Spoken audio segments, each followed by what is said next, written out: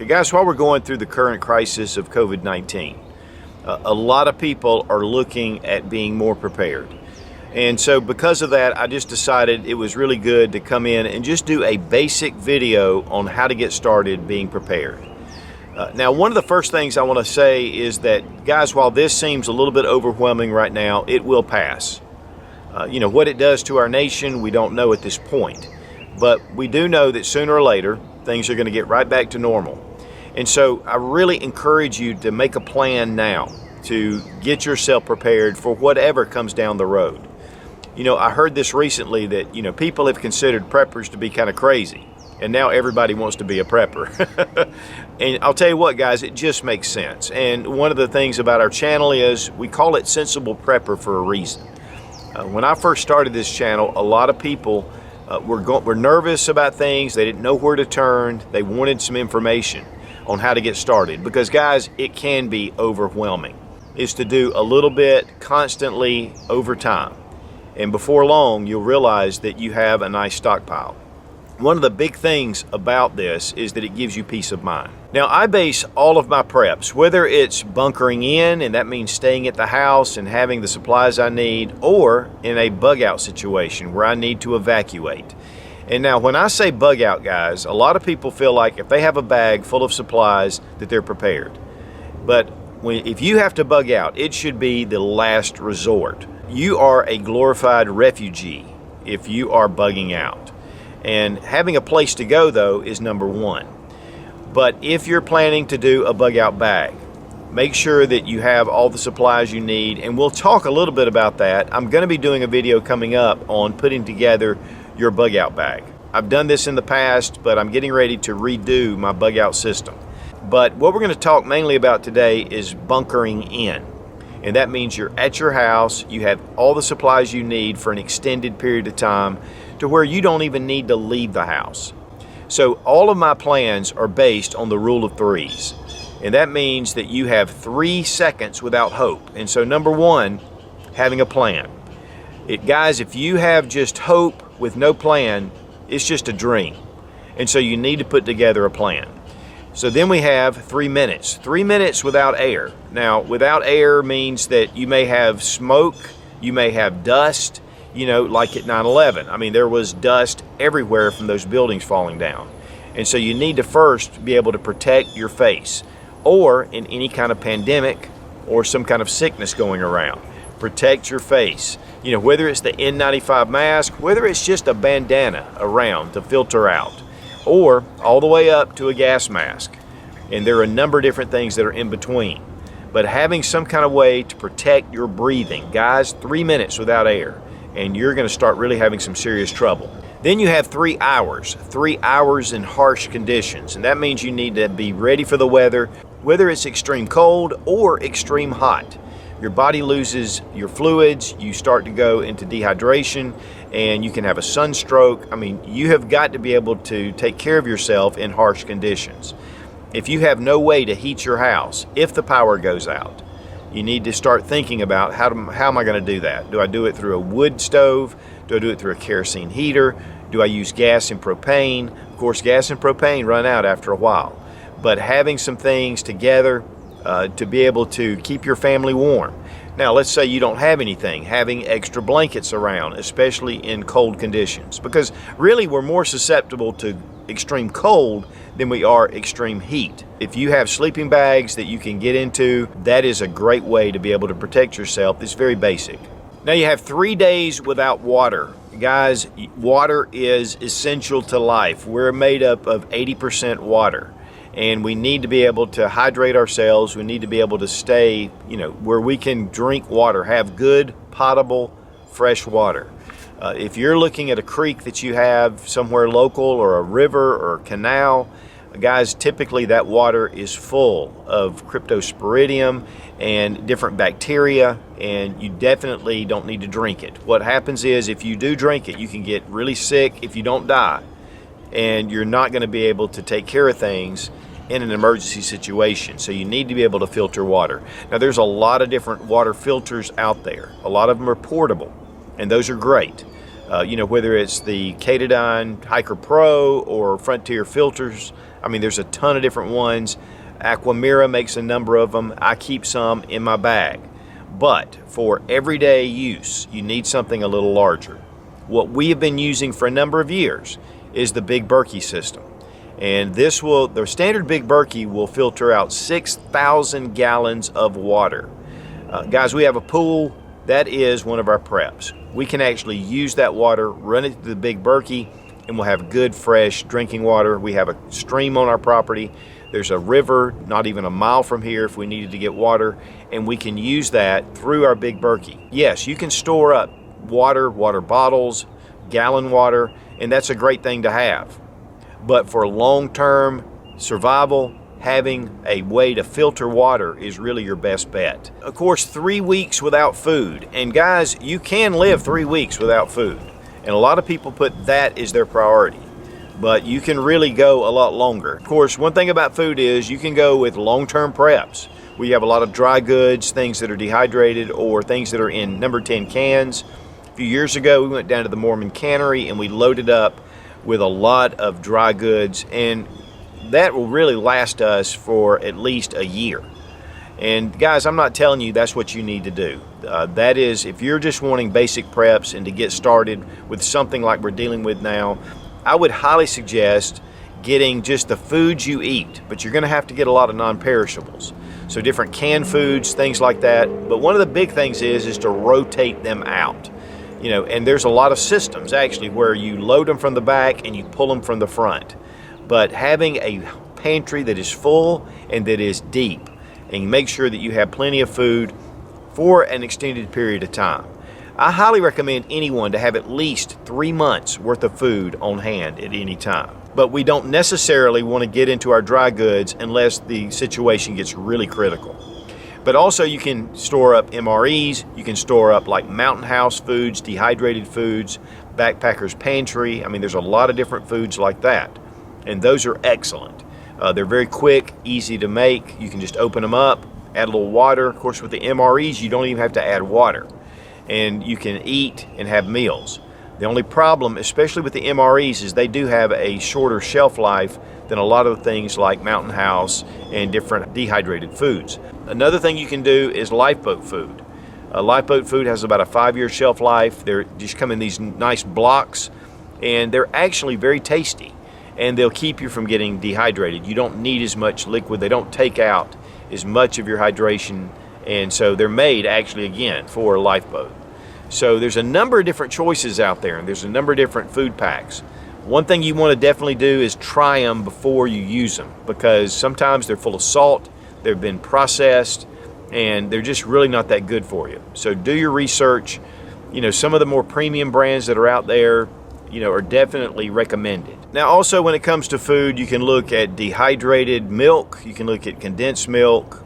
You know, of course, bread is going to be a very difficult thing. You know, learning how to make bread, but having the materials and the stuff you need on hand. But when you're in an emergency situation, you don't necessarily want to be trying to put together, you know, complicated meals, things that you need a lot of things for. And two, when you're putting together your meal plan, guys, sometimes you just can't put those meals like you would like to. And you just have to use whatever you have available. Different kind of soups are also great to have. But the dried mix. And so there's a lot of dried type foods that you can have that you can keep on hand. Of course, ramen noodles are a huge staple, especially for college kids, but for any of us when you go through hard times. But one thing that you want to expand from that is possibly gardening. Here's the thing, guys. If you've never gardened before, you don't need to wait and just grab some seeds and then if something happens to start planting gardens. It's really great to go ahead and get into doing some gardening, even if it's on a small scale, and to build up, because you learn so much as you're doing your vegetables, as you're harvesting them. What do I need to do with them? Also, if it's possible, having chickens. Chickens are great. You can use them for meat, but the eggs are awesome, and they last for a long time. If you don't wash your eggs, they will last and last, and there's some other ways to preserve them. Also, rabbits, and that's one that we have never done, but we are getting ready, hopefully, to do that in the next, few months, or probably next year by this time. But having some livestock around, and of course, you can expand on beyond that. And really with food, one of the things about that is you can reach out to your neighbors, especially if you live in an area that has more agricultural areas, and you can use those as resources, like to share a beef or do things like that, or with eggs, and be able to barter and trade. So food is something that everyone needs, and it's one of those things that if you're very creative, you can do a lot with. But you've got to have your plan before the grocery shelves completely run dry. Now guys, if you have pets, you definitely want to make sure that you have some food put back for them. A lot of times they can eat some of the table scraps and things like that, but cat food and dog food is cheap, or fish food and canary food. But having food put back for your animals is just responsible, and you need to be able to take care of them. Now there are two areas that flow in between these. They could happen from 1 second all the way up to 3 years, and that would be your medical number one. Having a good medical kit, making sure you have some extra prescription drugs, get an extended prescription to have those meds on hand. But also just basic medications, whether it's Advil, Imodium, whatever. Benadryl, those kind of things that you have a supply of. Not just enough to get you by. Not just enough to where the bottle is this low and then all of a sudden you need to run to the store. You need to have some supplies of these put back. Band-Aids, then you go into bandages, you go into splints, and then we move on up to trauma kits, where if somebody was to injure themselves in a life-threatening situation, you would be able to take care of it and hopefully get them to some kind of medical care. If you can't get them to medical care, guys, you are your first responder. You have to take care of them. But guys, having the medical supplies ahead of time is just essential. And there's a lot of different kits out there. I know Skinny Medic at Medical Gear Outfitters, and I'll have a link down below. Those guys are awesome. USNERDoc, and that's at amp3.net, and I'll have a link down below as well. And there are others out there, but definitely get your medical system put together, not only for your trauma, but also for your regular meds that you need for whatever reason. Now, hygiene is really important in a survival situation. Make sure you have cleaning supplies. Make sure that you have your personal hygiene items, whether it's toothpaste, soap, shampoo, those kind of things to keep you clean. And you don't want to be susceptible to germs and other things that can make you sick, and it'll keep disease down. As we've seen with this COVID-19 thing, man, cleanliness is next to godliness, and you need to make sure that you keep your areas clean and you have good personal hygiene. And that is important in all the different survival situations. And of course, don't forget your toilet paper. Having a good supply of toilet paper is very comforting, especially in today's world when there is no toilet paper. Security is definitely something that falls outside of the rule of threes. And having some kind of way to protect what you have, protect your family, protect the food and the stock that you have set aside. That's a very important element. And unfortunately, in today's world, we have to worry about that. One of the things about food is if the people don't have food, they get very angry and they get desperate, and they'll do desperate things. And so having some kind of way to protect yourself, obviously the best is a firearm. And having some kind of firearm, handy to be able to give yourself protection if you need to leave, having something portable. And guys, you have to check your laws, local and state laws and things like that. But definitely a firearm is a huge part of security. Now there are 3 different type firearms that you need to consider. Number 1, a handgun, because it's portable, it's easy to carry, it's easy to hide. And so it's one thing that you can have somewhat of a self-protection with just a revolver or a semi-automatic pistol. The second thing would be a shotgun, and that's one of the best for home defense. Having a good shotgun, guys, you can really do a lot with it. It's very lethal, especially if you live in a highly populated area. Having a shotgun will keep from, a bullet going through 2 or 3 houses, because those things will go through walls. But of course, last and not least is a rifle of some sort. The AR-15 has become extremely popular. It's one of the most popular selling rifles in America for good reason. And if you're facing multiple attackers, having an AR-15 with extra magazines is very effective, and it does give you a level of comfort. And so while handguns are great, they're small and compact, shotguns are great for home defense up close, a rifle will give you extended distance, You can actually use it for hunting, and it definitely will be a great stop for multiple attackers. And of course, there are other things that you can use. A good knife, even a bat or something, to be able to ward off people. A pepper spray, stun guns. I mean, the list goes on. But here's the thing, guys. If it gets really desperate, there's nothing that substitute having a firearm. Now, the second part of security would be your lighting. Having some good flashlights, being able to illuminate the dark. Guys, light is your #1 security tool. So having good flashlights is important, whether it's personal or larger lights, search and rescue type lights. Also, lighting around your house, whether it's motion detectors, things like that. Guys, you need light. One of the things about an SHTF situation is we don't know. Like right now, we have power water. Our motion detector lights are working, everything's great. So, that's one thing, that having that extra lighting, and then your batteries for your flashlights. Make sure you have extra batteries. Perimeter alarms are very important in our situation. We have a driveway alarm. We have other alarms around that if anybody's messing around the house, we're notified ahead of time. In fact, I've done a number of reviews on some very simple perimeter alarms that you can set up in an emergency situation. Comms are important. Communication is vital. And we rely on our cell phone, and it can do so much. But if towers are down, if cell service is cut off, you need to have alternate methods. One big thing that I would highly recommend right up front is an emergency radio. It's a weather radio. This one has solar and it has hand crank, so it has rechargeable batteries. But you can put standard batteries. It has shortwave. It does the weather and also a lot of other stations. And so we have a couple of those that we use. And there's a lot of those out on the market. Little two-way radios, you can get them rechargeable with little base stations. Those are important as well. Here we have a couple of others. And then we have our ham radios, and this is really the most vital part. Ham radios are going to do a lot more than any other type radio, especially if you have repeaters that are still working.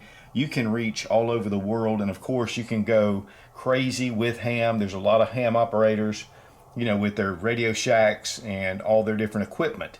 And it's one thing that we're slowly getting into, but that's one thing about it, is communications are vital. You need to know what's going on around you. So don't just rely on the cell phone. Guys, another thing is tools. Having your basic tool set, having a good axe, shovel, hammers, screwdrivers, your basics, but your yard implements are definitely very useful. Having a good axe, possibly a chainsaw. Things that you might need. In a emergency, you could even have like tornadoes, earthquakes, hurricanes. And so having a way to be able to cut down trees that have fallen on your house, do things like that, having a lot of tools set aside. In fact, I did a video about having tools for SHTF.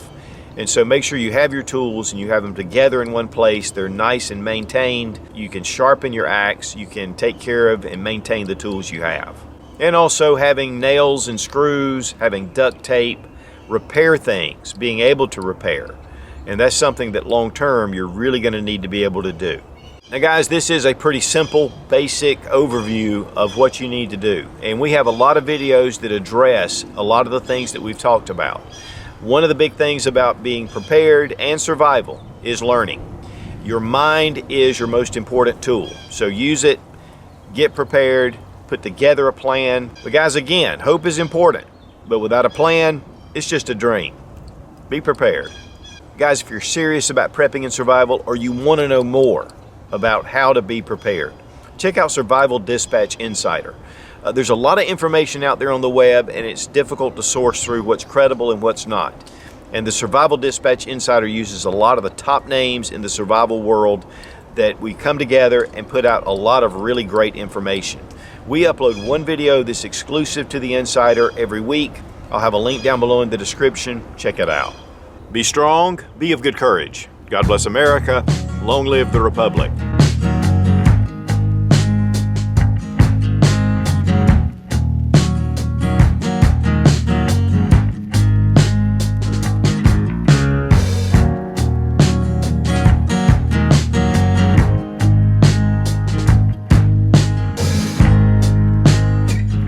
Guys, while we're going through this crisis, there are a lot of people in an emergency situation.